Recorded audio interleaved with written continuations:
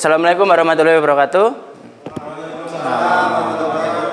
Yang terhormat Kepala SMPN 1 Gandrungmangu serta Bapak Ibu Guru dan staf karyawan yang saya hormati juga.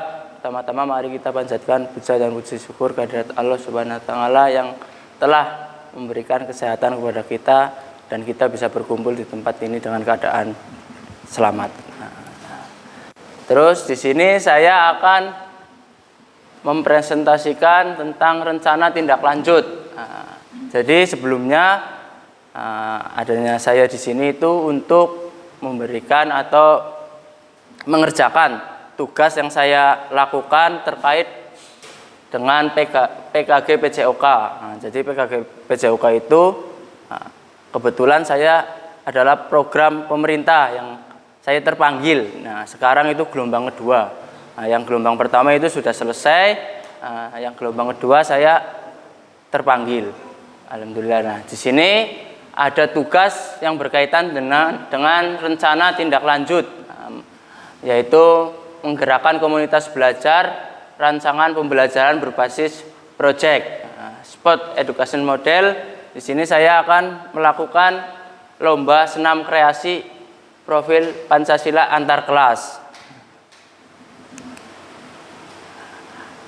Terus di sini saya juga akan memberikan sedikit pengetahuan apa sih itu Spot Education Model. Spot Education Model itu atau SEM adalah suatu pendekatan pembelajaran PJOK yang menawarkan pengalaman yang lengkap dalam konteks kehidupan nyata di bidang olahraga. SEM atau Spot Education Model merupakan salah satu program yang berdampak positif pada murid dengan memberikan kesempatan murid untuk belajar mengeksplorasi berbagai peran dalam tim. Selain menjadi pemain, murid dapat mengambil alih peran lain tergantung aktivitasnya. Biasanya kan dalam murid itu tidak semuanya kegiatannya itu bisa dilakukan bersama. Mungkin ada yang pengen dalam permainan sepak bola contohnya mungkin pengen jadi wasit atau pengen jadi pemain, juga bisa dijadikan dengan pelatih juga bisa. Bahkan lebih luas lagi bisa menjadi penganalisis pertandingan, jurnalis dan sebagainya. Terus latar belakangnya lomba senam kreasi profil Pancasila di akhir semester merupakan proyek pembelajaran yang mengintegrasikan konsep-konsep Sport Education Management atau SEM dengan nilai-nilai luhur Pancasila. Kegiatan ini tidak hanya sekedar perlombaan, namun juga menjadi sebuah wahana untuk satu, bisa menerapkan prinsip-prinsip SEM. Prinsip-prinsip SEM itu peserta didik diajak untuk menerapkan prinsip-prinsip SEM seperti pembentukan tim, perencanaan program, kepemimpinan, dan evaluasi. Terus yang kedua, membentuk karakter. Melalui tema profil Pancasila, peserta didik dapat menumbuhkan nilai-nilai seperti gotong royong, persatuan, keadilan, dan kemanusiaan yang adil dan beradab. Terus yang ketiga, meningkatkan kompetensi. Peserta didik dapat mengembangkan berbagai kompetensi seperti keterampilan motorik, kreativitas, komunikasi, dan kerjasama tim. Terus yang keempat, menghubungkan teori dengan praktik. Kegiatan ini menjadi jembatan antara teori yang dipelajari di kelas dengan praktik nyata dalam mengelola sebuah proyek olahraga. Tujuan melalui pembelajaran SEM ini peserta didik dapat satu, meningkatkan keterampilan motorik melalui latihan senam yang teratur. Yang kedua, melalui pembelajaran SEM ini kegiatan fisik dalam senam akan berkontribusi pada peningkatan kesehatan dan kebugaran peserta didik. Terus yang ketiga, peserta didik bebas berkreasi dalam merancang koreografi yang unik dan menarik. Yang keempat, meningkatkan motivasi dan kredibilitas siswa dalam pembelajaran, penerapan konsep belajar aktif di mana siswa terlibat langsung dalam kegiatan belajar. Itu tujuannya. Capaian yang diharapkan dan langkah-langkahnya. Jadi capaian yang diharapkan melalui pembelajaran SEM dengan tema lomba senam kreasi diharapkan peserta didik dapat mencapai berbagai capaian penting. Antara lain, 1. Keterampilan olahraga. Dalam keterampilan olahraga ini, siswa itu bisa meningkatkan kemampuan motorik, fleksibilitas, kekuatan, dan daya tahan tubuh, serta juga bisa menguasai teknik dasar dan lanjutan dalam senam. Terus selanjutnya, mampu menciptakan koreografi senam yang kreatif dan inovatif. Seperti judulnya, kita kan melakukan lomba senam kreasi. Terus yang 2, ada keterampilan sosial. Capaian yang diharapkan keterampilan sosial. Di situ bisa bekerja sama dalam tim secara efektif, mengkomunikasikan ide dan gagasan dengan jelas, menghargai perbedaan pendapat dan keberagaman. Terus juga bisa keterampilan kognitif, menganalisis dan memecahkan masalah dalam perencanaan dan pelaksanaan lomba, mengevaluasi kinerja diri dan tim secara objektif, mengambil keputusan yang tepat dalam situasi yang tidak terduga. Itu keterampilan kognitif. Terus juga capaian yang diharapkan karakter. Di sini karakter menumbuhkan rasa percaya diri dan keberanian.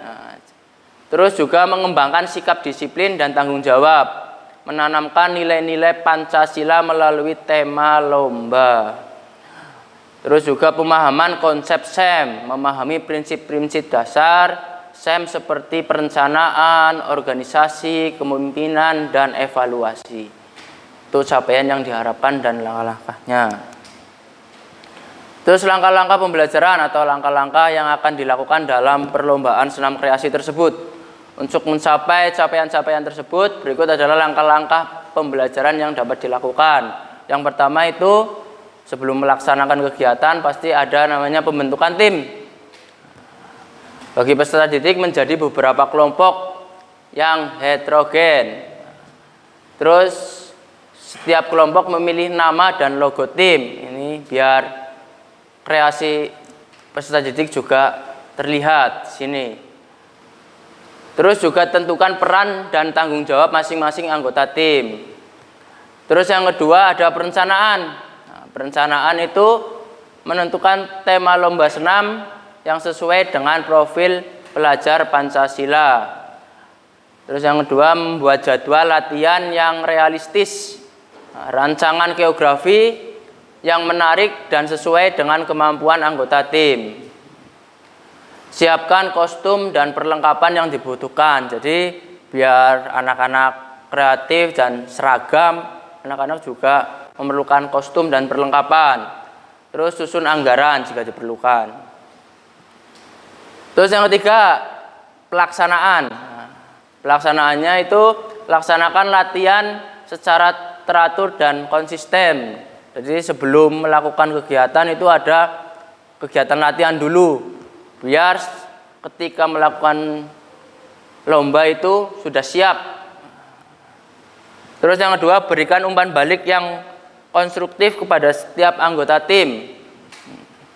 Ajak peserta didik untuk saling membantu dan mendukung satu sama lain. Terus yang selanjutnya, lakukan evaluasi berkala untuk melihat perkembangan tim. Itu tahapan pelaksanaannya. Terus yang selanjutnya itu juga ada tahapan evaluasi. Ini tahapan evaluasi, lakukan penilaian terhadap penampilan setiap tim berdasarkan kriteria yang telah ditentukan. Terus yang selanjutnya kumpulkan umpan balik dari peserta didik, pelatih dan penonton. Lakukan refleksi bersama untuk memperbaiki kinerja di masa mendatang. Itu evaluasinya. Terus yang selanjutnya penutup. Penutup biasanya diadakan upacara penutupan untuk memberikan penghargaan kepada tim yang berprestasi. Jadi pada acara penutup ini biasanya ada pemberian hadiah kepada pemenang. Terus lakukan evaluasi di akhir terhadap keseluruhan program. Itu langkah-langkah pembelajarannya. Terus yang selanjutnya, struktur program dan mitra dalam komunitas belajar. Jadi program yang dilakukan ini adalah program kokurikuler. Terus murid yang terlibat dari kelas 7. Itu kebetulan saya mengampu kelas 7. Jadi program ini ditujukan untuk kelas 7 putra dan putri. Terus yang selanjutnya waktu kegiatannya dilaksanakan di akhir semester. Di akhir semester ini, di akhir semester 1 tanggal 10 sampai 14 Desember 2024. Berarti kegiatan ini nanti akan dilaksanakan setelah kegiatan asas. Terus penanggung jawab adalah kepala sekolah, kelompok belajar siswa yang menjadi lokomotif atau fasilitator adalah guru mapel PJOK. Di sini juga ada mitra dari kita. Mitranya itu dengan KBS dari guru informatika yang akan berperan dalam pengarahan IT terkait publikasi melalui website sekolah dan sosmed sekolah.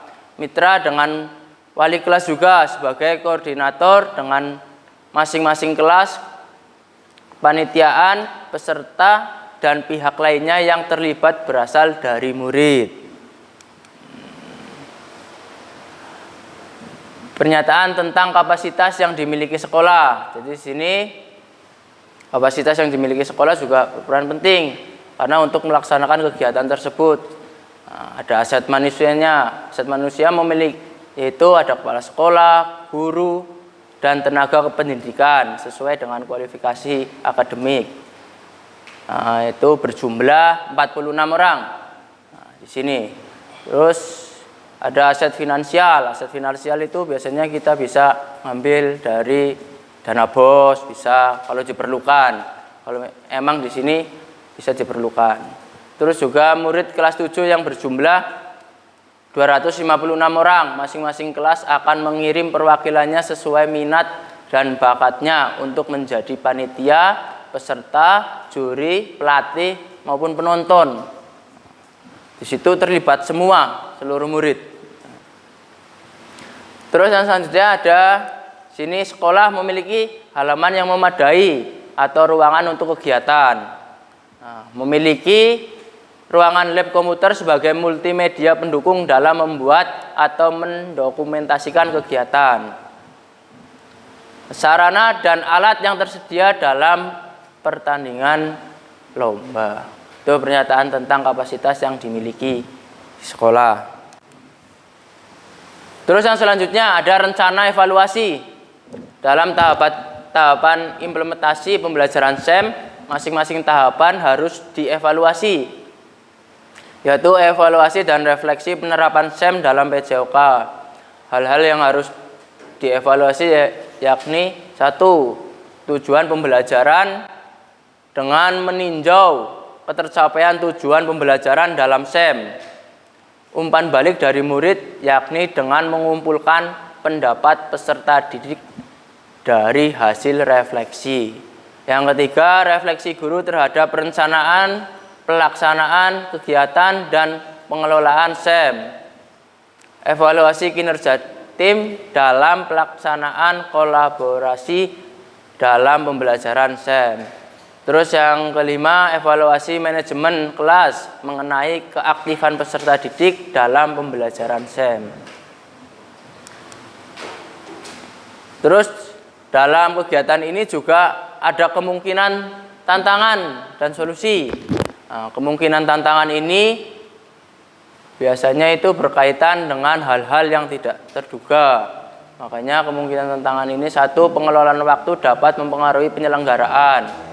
Terus yang kedua, faktor alam atau cuaca.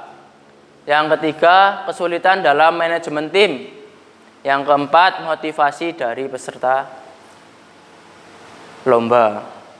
Terus solusinya bagaimana ketika ada kendala-kendala seperti itu? Biasanya solusinya itu dengan penjadwalan yang efisien. Atau yang kedua, pindah lokasi ke dalam ruangan atau aula. Karena sekolah kita juga ada aula. Jika terjadi hujan atau hal-hal yang tidak diinginkan, kita bisa pindah ke aula. Terus yang ketiga, komunikasi terbuka dan segera menangani konflik. Nah, yang keempat, memberikan motivasi. Ya, itu presentasi yang saya bisa berikan. Mungkin kalau ada kekurangan atau hal-hal yang kurang, silakan bisa Bapak Ibu guru sekalian koreksi. Nah, ini presentasi dari saya. Terus selanjutnya mungkin ada hal-hal yang mau ditanyakan sebelum mengakhiri presentasi ini. Cukup? Paham ya? Dalam presentasi ini paham semuanya? Nah, terima kasih. Presentasi dari saya cukup sekian. Dan terima kasih. Wassalamualaikum warahmatullahi wabarakatuh.